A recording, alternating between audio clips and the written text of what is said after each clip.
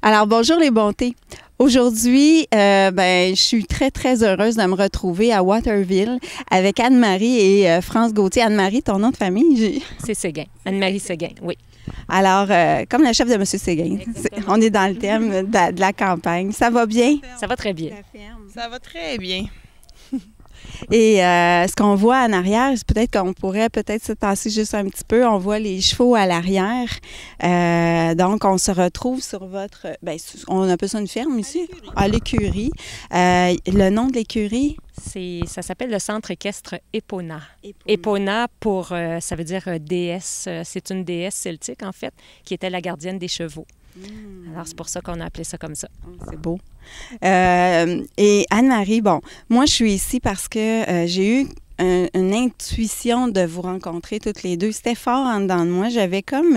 J'étais en train de regarder des vidéos sur des gens qui s'étaient guéris et j'ai oublié que France est en train d'écrire le livre. Je sais pas. Ça comme, OK, il faut que je le fasse. Alors, je suis très contente que vous ayez accepté mon invitation à l'entrevue. Vous avez passé à l'émission de Denis Lévesque. J'ai vu en fin de semaine passée. Alors, ce qu'on parle, c'est Vivre et mourir guéri, le livre que France t'a écrit sur... Oui. Je peux même te dire qu'au départ, ça s'appelait juste Mourir guéri. Parce que je croyais, Anne-Marie aussi, qu'elle avait décidé de partir. Et dans le parcours, vraiment, parce que moi, j'ai comme arrêté de travailler pendant une longue période, là, pendant plusieurs mois pendant l'été, puis après ça, à l'automne, j'ai mis peu d'activités au calendrier. Parce que je sentais l'urgence d'être là avec elle pour vivre l'expérience, puis... Ça a l'air fou à dire et paradoxal, mais pour en bénéficier aussi, parce que ce qu'elle vivait, c'était un cadeau. Puis elle va te dire pourquoi c'est un cadeau dans 2 secondes, là. Fait que toute cette expérience-là, au début, c'était comme j'allais accompagner ma chum vers la mort.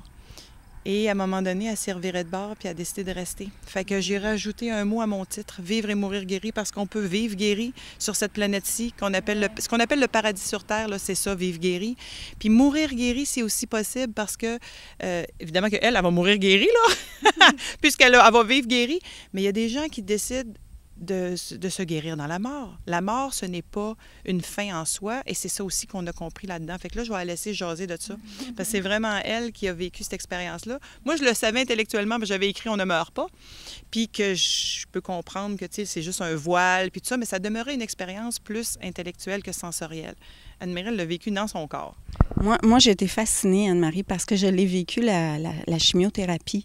Et j'aurais aimé ça, être capable de dire à mon corps de s'auto-guérir. Et ce que j'ai compris, c'est ça que tu disais à ton corps. Tu as comme réalisé. Mais il y a eu... il y a quelque chose... Oui. Je vais juste quand même préciser quelque chose. Je n'ai pas dit à mon corps de s'auto-guérir. Ce que j'ai fait, c'est que j'ai accepté le chemin que mon corps allait entreprendre, ce qui est très différent, tu sais. C'est comme le lâcher prise. Oui, fait que peut-être juste pour donner un petit résumé de... Parce qu'on parle, mais bon, j'ai eu le cancer, léomyosarcome utérin, un lémyosarcome utérin, en fait, c'était une masse, c'est un sarcome que j'avais dans la bédaine de 14-15 cm, puis qui envahissait là, différents organes de mon corps. Alors, donc, j'ai été opérée pour ça. Ils ont enlevé la masse, et ensuite de ça, bien là, on m'a vraiment proposé de faire de la chimio pour être capable, parce qu'il restait peut-être des petits résidus, tout ça, donc pour permettre de faire le nettoyage comme il faut, puis de prévenir, en fait, là, puis bon. Et moi, c'est à ça que j'ai dit non. Pas parce que je suis contre la chimiothérapie, là, tu sais, j'ai juste dit non parce que, ça donnait pas beaucoup de chance pour moi.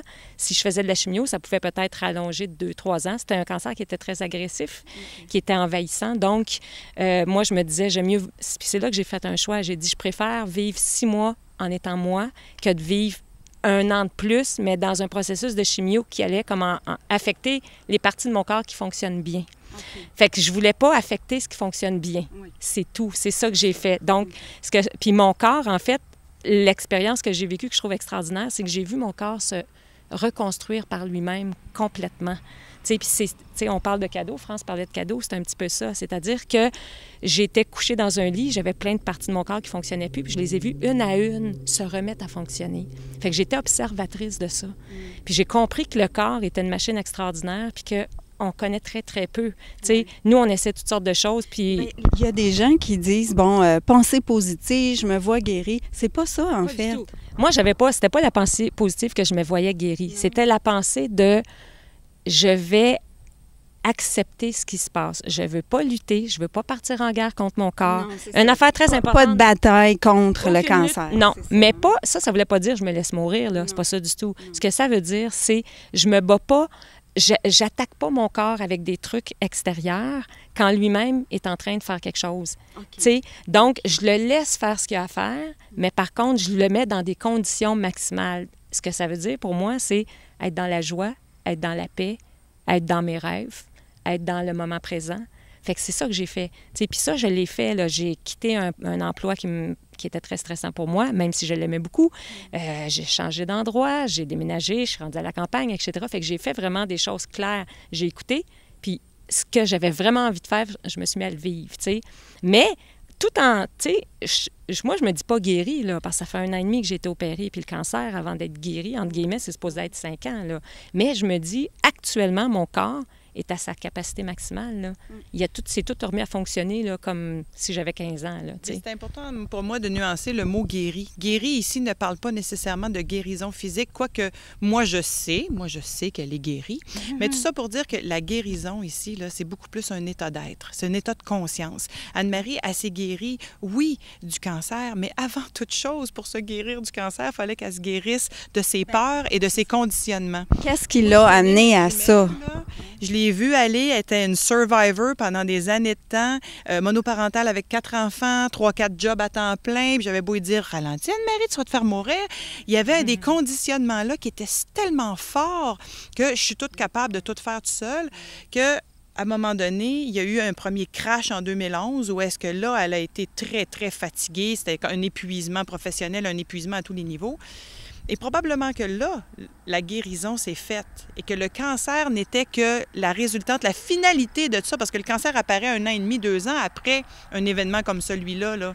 Fait que c'était comme la finalité. Le cancer, c'était plus la maladie, c'était la guérison d'une certaine façon. C'est ça qu'elle a compris dans le détour.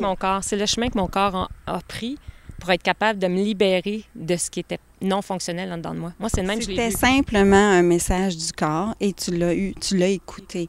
Puis tu dis aussi que tu n'avais plus de peur, que tu avais beaucoup de peur avant. Oui, mais c'est plus qu'un message du corps. C'est le chemin que le corps a pris pour me libérer de certaines choses. T'sais. C'est un chemin, tu sais. C'est pas genre qui va me dire « Hey, Anne-Marie, t'en fais trop, là, puis t'es pas correct, là. » Fait que moi, je te dis... Pour enlever la culpabilité de ça. Exactement. C'est pas ça. C'est « Hey, Anne-Marie, je t'aime assez, là, qu'on va tout faire pour t'amener dans ta bonne direction. » Puis ça veut dire, ce cancer-là, cette masse-là de cellules, est arrivée dans mon ventre. Ça, c'était comme si tout ce qui était en dedans de moi non fonctionnel, c'était comme réuni dans une boule.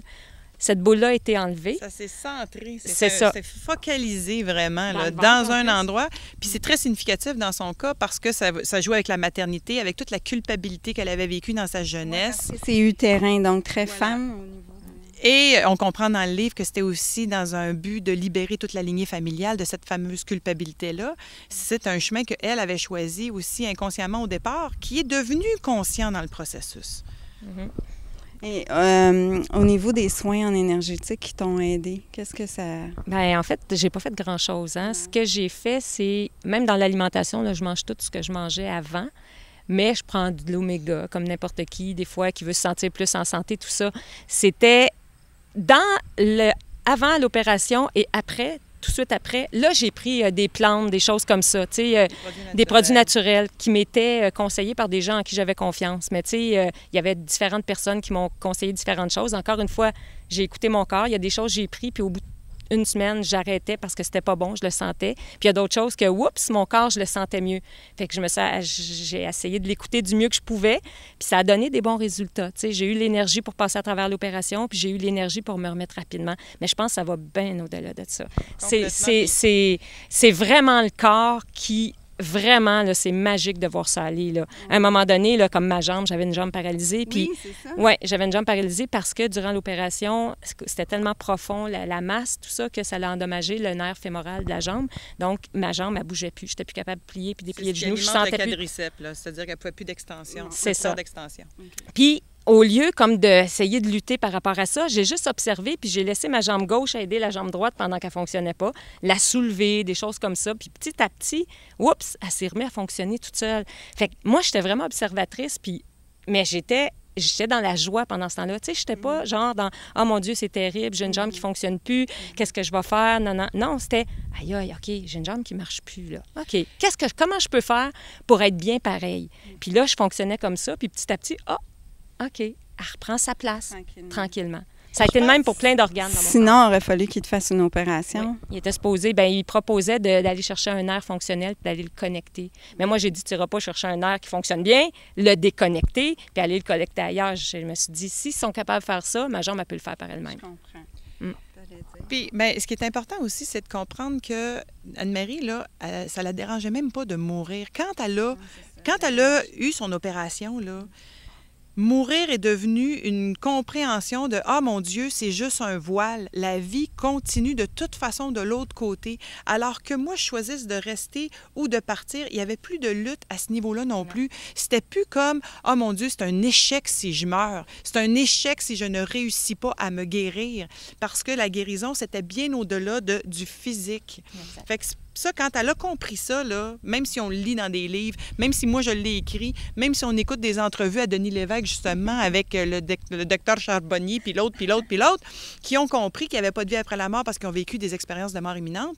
Moi, j'étais là, « Hey, t'as-tu vécu une EMI, puis tu me l'as pas dit, torieux, tu sais, moi, la férue de tout ça? » C'est même pas ça. Alors, c'est un état de conscience qui est arrivé après l'opération. C'est un état de sensation. C'est une sensation. Moi, je n'ai pas vécu une EMI, mais ce que j'ai vécu, c'est la sensation profonde dans mon corps. Il y avait une certitude. Le corps le sait que quel que soit le chemin, que ce soit le chemin de vie ici ou que ce soit le chemin vers la mort, il n'y a que la vie. C'est ça qui me revenait toujours en dedans. Il n'y a que la vie.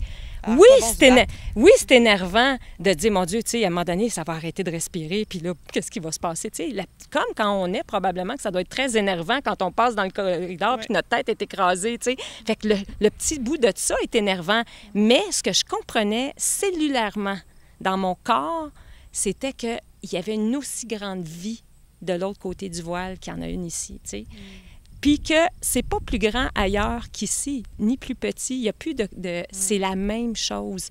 Puis ce que j'ai compris aussi, c'est, my God, si c'est la même chose, ça veut dire que je peux vraiment créer toute ma réalité comme je le veux. Puis là, là, je suis dans une écurie, je fais exactement tous mes rêves, là, en un an, se sont tous réalisés, un après l'autre. Puis je vais aller juste plus loin que ça, parce que c'est hyper important, ça. C'est que je le vive ici ou que je le vive de l'autre côté du voile, il n'y a que la vie, mais moi, actuellement, j'ai à le vivre ici pour le comprendre, ça. Puis j'ai compris que le jour que je vais choisir de quitter, je vais le choisir, c'est un choix. Ça sera même plus genre, ça va m'arriver comme ça sans m'en rendre compte, là. C'est un choix conscient. Parce que les deux sont comme réunis ensemble. Vie-mort, pour moi, c'est ensemble. Je vois plus, tu sais, j'ai plus la notion de dualité. Il n'y a pas de mort, c'est juste la vie. C'est ça, il n'y a que la vie. Si la personne, elle est dans le stress, ce niveau-là de stress, avant de se rendre à la maladie, qu'est-ce qu'il faudrait faire? C'est fou ce que je vais te dire, là, mais il n'y a rien à faire. Il y a juste comme... C'est une expérience. C'est ça. Chacun a son étape. Négativement. Ouais, c'est ça. Je vois même plus ça négativement. Quelqu'un qui est, mettons, actuellement, mettons, dans la difficulté, dans la douleur, dans l'inquiétude, dans le stress. Tout ça amène... Ça a un but. Ouais, c'est ça qui est extraordinaire. C'est qu'il y a juste un but, puis c'est d'aller vers le mieux-être. Alors, si ça prend ça au corps pour faire comprendre à l'essence qu'on est comme individu ici dans notre incarnation, bien, il va tout faire, le corps. Il va tout faire pour t'amener à réaliser qui tu es, et d'une part, puis à réaliser, à manifester qu'est-ce que tu as à manifester. C'est sa job. Fait que s'il faut qu'il te donne du stress, du cancer, des malaises, c'est juste des signes, ça. C'est juste comme, c'est un chemin. Il t'oblige à un moment donné à arrêter. Pourquoi? Bien, pour pouvoir bifurquer. Essaye d'arrêter un Concorde, toi, qui est en train de rouler vers un mur. Tu peux pas. Il roule, là, il est parti. Alors, pour l'arrêter à un moment donné, là, ça va prendre un moment donné, là, plus il approche du mur, plus le signal d'arrêt va être solide. Si la personne est capable d'être dans son être, puis qu'elle l'accepte, puis elle est tout ce qu'elle est, puis elle vit sa vie comme elle a envie de la vivre à l'intérieur d'elle-même, ben non, elle n'aura pas besoin de s'envoyer cette trip-là. Puis ce qu'on a compris là, dans cette affaire-là, puis c'est pas mal la finalité du livre, là, c'est qu'on est ici pour vivre une expérience et que la souffrance est absolument pas nécessaire. C'est un chemin de conditionnement. Mais le véritable paradis, là, il n'est pas de l'autre bord. Il peut être ici. Et puisqu'on a acheté la croyance que le paradis, c'était à la fin de nos jours, puis de l'autre bord, bien, on prend la mort comme échappatoire, comme libération en se disant « Quand je vais être mort, je vais être libérée de tout ça. Ouais. » Alors que tant et aussi longtemps qu'on est dans cette croyance-là, ça nous ramène inlassablement dans la roue de la réincarnation. Quand tu as compris ça puis que tu es guéri de ça, le paradis, là, il n'est pas de l'autre côté, il est ici. Puis je peux te dire qu'on le vit à temps plein. Là. On vient d'acheter le rêve de notre jeunesse. Moi, depuis que je suis petite, que je rêvais d'avoir une écurie. Puis quand tu étais malade, je disais « Anne-Marie, si tu vis, on s'achète un ranch. Anne-Marie, si tu vis, on s'achète un ranch. » Puis au mois de mai, elle a décidé de vivre. Bien, en juin, on achetait un ranch. On pas niaisait avec ça, là. On n'avait pas l'argent ni une ni l'autre, là. Mais les éléments se sont placés plus facilement. C'est ça. Exactement. Alors, le paradis, là, puis la couronne mauvaise encore, on le vit présentement, ici, maintenant, sur Terre. Et c'est ça qui fait en sorte qu'on se sort de la croyance et de la roue de la réincarnation. C'est quand on rentre dans notre cœur, puis qu'on vit à partir de notre cœur entièrement qui on est. T'sais, moi, je suis une enseignante éclaireur, je vais continuer d'enseigner. Elle aussi, mais elle d'une autre façon. Elle, son mandat maintenant, c'est juste de vivre puis d'accompagner des jeunes dans la reconnaissance de leur essence. Parce que les jeunes, là, les enfants, puis ceux qui viennent sur le plan présentement, là, ils sont tous ça déjà. Mais ils ont besoin d'avoir une couple de guides autour d'eux autres qui vont leur rappeler tout ça. Parce que je peux te dire que ça peut être lourd des fois quand tu arrives sur le plan de la planète ici avec un beau grand cœur ouvert, puis tu te dis « Oh my God, OK, j'ouvre la TV, c'est juste de la guerre, de la chicane. » C'est ce qui me revient toujours, c'est la peur. La peur, la peur. Quand tu sors de ça, c'est la confiance. Puis il y a une autre chose ici qui est hyper, hyper importante, c'est que faut arrêter de se sentir coupable d'être bien. Parce que... Puis de réaliser nos rêves. Ben oui, parce que quand tout le monde va mal autour, là, puis ça arrive souvent, tu sais, le frère, la sœur, le cousin, le voisin, la personne, le pauvre petit qui ne mange pas au Biafra, etc., tu sais. Oui, tout ça, là. Mais la seule façon qu'on peut aider ça, c'est nous d'aller bien. C'est nous de montrer que c'est possible. Alors que, en général, on va se sentir souvent coupable, puis on va vouloir sauver le monde parce que on va se dire, tu sais, si j'arrive à sauver le monde, ben là, je vais pouvoir moi aussi être bien. Mais non, c'est trop lourd. L'équation est à l'envers, c'est ça. À l'envers, exactement. Ça alors, soit bien, soit qui tu es. Puis oui, ça va des fois, ça va faire réagir certaines personnes, tu sais. Caroline, es-tu inconsciente? Elle, là, elle est bien, ça va mal partout dans le monde. Mais c'est son miroir à elle. Bien, exactement. Puis dans le fond, l'image que je donne tout le temps pour ça, là, c'est que chaque personne qui s'éveille puis qui se met à rayonner comme un gros soleil a un effet comme un caillou que tu lances dans un lac. Ça traverse le lac. Donc, tous les gens autour de toi en bénéficient. Et là, ça fait en sorte qu'il y a d'autres petites lumières qui s'allument ici et là, et eux autres font la même chose sur leur environnement. Et à un moment donné, ça se répand comme une traînée de poudre. Puis, tu sais, quand je dis ça, là, j'ai des frissons. Moi, j'ai des frissons. Moi aussi. Quand je dis des affaires le fun. Ben, moi aussi, je vais en dire une dernière affaire le fun. Tant qu'à faire, on va en dire des affaires le fun. Tu sais, moi, là, ça se peut que je meure dans 6 mois, là. Puis, tu sais, il y en a qui diraient « Ah, mon Dieu, regarde, elle a tout dit ça, c'est un échec, elle est morte. » On a dit ça avec David Schreiber. Comment est-ce qu'il s'appelle? Schreiber, c'est ça, Schreiber. Oui, David Schreiber, le médecin qui a écrit « Guérir ». Là. On dit, le gars, là, il a vécu 20 ans en s'étant auto-stimulé dans la vie, tout ça. Mais parce qu'il est mort 20 ans plus tard, on dit « tout ce qu'il a dit sur guérir du cancer, c'est pas vrai. » Quelle folie, tu sais. Moi, ça se peut que je meure dans 6 mois, ça se peut que je meure dans 1 an. C'est sûr que je vais mourir, là. Mais qui peut dire quand? Personne. Depuis que moi, j'ai été malade, il y en a 4 que je connais dans mon environnement qui sont décédés. J'aurais dû vraiment partir avant eux autres. Là, mes odds n'étaient pas fortes, là, tu sais. Mais non. Puis c'est correct si je meurs dans 6 mois. Puis c'est correct si je meurs dans 60 ans, tu sais. Et qu'est-ce qu'il nous dit à part de ça? Puis moi, je sais par personne interposée que David Savant-Schreiber, il s'est guéri dans la mort. Mais le processus cellulaire était trop avancé pour qu'il revienne, mais il a quand même vécu une grande guérison avant de mourir. Quand tu dis qu'il s'est guéri dans la mort, il s'est guéri de... Il s'est guéri de ses peurs, il s'est guéri de ses conditionnements, il s'est guéri de ses fausses croyances. On ne peut pas appeler ça faux ou vrai, mais de ses croyances qui l'avaient amené à, justement, développer ce terrain-là propice au cancer. Fait que moi, je peux te dire qu'on peut se guérir dans la mort et ce n'est pas un échec. Bien, merci beaucoup. Juste mentionner, quand vous faites du cheval, du cheval? Quand on est à cheval. Qu'est-ce que ça vous apporte intérieurement? Ah oui, vas-y Anne-Marie, on va te le dire après. Qu'est-ce que ça m'apporte? C'est un état de béatitude et de joie et de bonheur total dans le moment présent, dans le plaisir, que quand on est petit puis on joue. Tu sais, quand tu es petit puis tu joues, puis là, tout d'un coup, ta mère t'appelle parce que ça fait 7 heures que tu joues puis tu n'as rien entendu, là, c'est exactement ça que ça amène. Puis le lien avec la proximité. Oui, c'est beaucoup plus que juste l'équitation, là, parce que l'équitation, c'est une toute petite partie, là. Moi, là, c'est aussi, puis Anne-Marie encore plus, parce qu'elle vit ici, là. Moi, j'habite encore en ville, puis je viens une fois de temps en temps, Très, très jalouse de moi. Oui, puis ça s'en vient, je vais habiter ici à temps plein dans pas longtemps. Alors, bref, tout ça pour dire que c'est beaucoup plus la présence de l'animal. Moi, ça m'a ramené dans mon corps, OK? Il y a 2 ans, là, quand je cherchais une façon, parce que je disais, moi, je suis une mentale, hyperactive mentale. Puis je cherchais une façon justement de sortir de mon mental. Et j'ai pris mon crayon, j'ai fait de l'écriture inspirée comme je fais toujours, puis que j'enseigne d'ailleurs. Puis ça m'a dit, la présence des chevaux va beaucoup vous aider.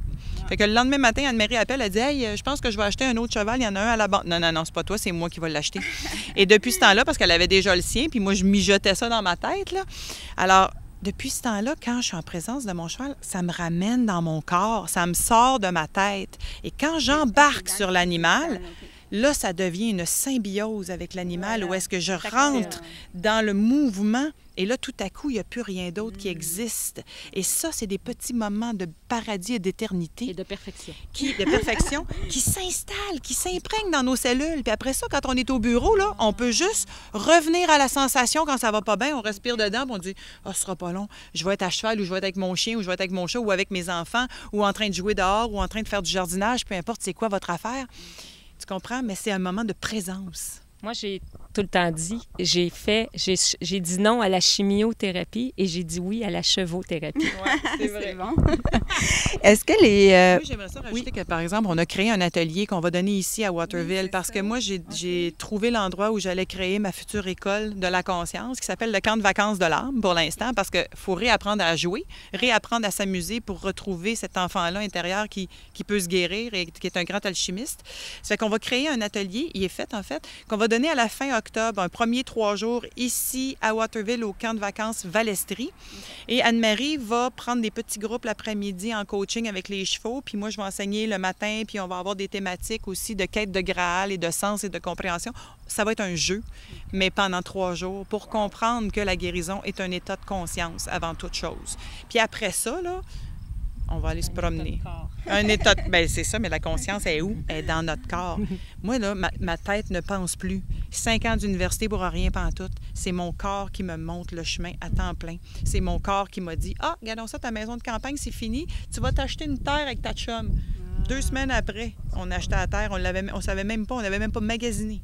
Tu demandais tantôt qu'est-ce que les gens peuvent faire quand ils sont rendus peut-être encore dans l'état de stress et tout ça, là. Un très, très bon chemin, là, c'est de commencer par aimer son corps. C'est fou, là, ce que je dis là, puis ça a l'air bien niaiseux, là. Mais qui aime son corps? Trop gros, trop mince, pas assez ci, pas assez ça, trop fatigué, etc. Donc, cette dualité-là entre l'être et le corps, il y a une guerre déjà, là, de non-acceptation et de non-amour. Alors, si tu commences à aimer ton corps tel qu'il est, comme une machine extraordinaire qui fait en sorte que tu es ici, sur cette vie-ci, tu sais, dans cette vie-ci, il va se mettre à travailler avec toi.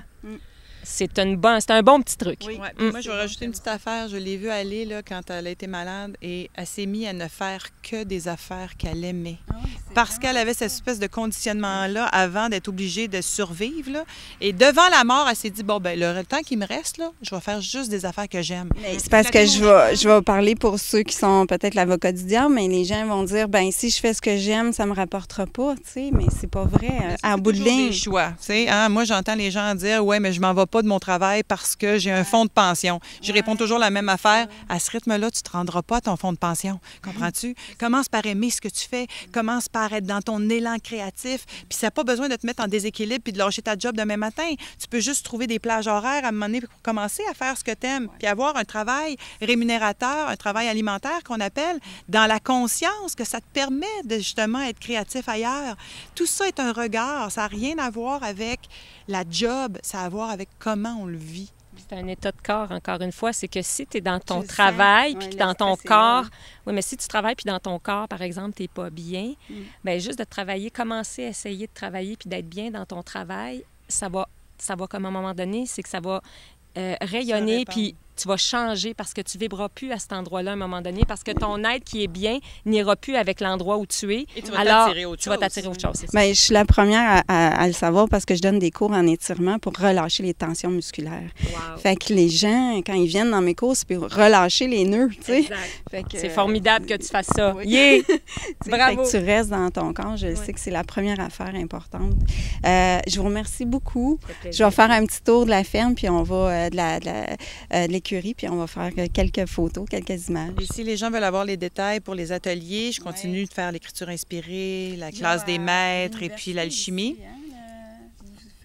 Il y a une conférence à l'université. Antoinette Layoun. Non, c'est la journée, elle université? parle de la journée du Ah oui, 18. alors on a une grosse conférence, événement-conférence. Une seule fois, Anne-Marie va être avec moi en conférence et ça va être le 18 octobre à Montréal. Les billets sont en vente via mon site internet francegauthier.ca ou sur le site d'Ariane, qui est la maison d'édition.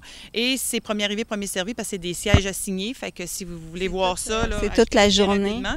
C'est toute la journée. Le matin, Anne-Marie va être avec moi et on va répondre aussi aux questions des gens après avoir expliqué tout ça. Et l'après-midi, je reçois mes amies guérisseuses, que je les appelle. C'est un terme générique pour dire que là-dedans, il y a 2 infirmières, Christine Saint-Laurent puis Joanne Terrien, qui font les choses différemment. Il y en a une qui fait des soins énergétiques, l'autre est une herboriste. Puis la 3e, c'est Antoinette Layoun, qui, elle, vraiment est plus dans la guérison des émotions. C'est une psychothérapeute, mais avec un bac en psychologie. Alors, bref, c'est des gens qui ont eu un parcours normal, puis qui sont devenus anormales comme moi. Puis à un moment donné, on va tout redevenir normal. Ça va être la normalité. C'est ça. Moi, je me trouve très On normale. est très C'est ça. normal. Moi, de plus en plus. Merci. Merci à vous. Merci.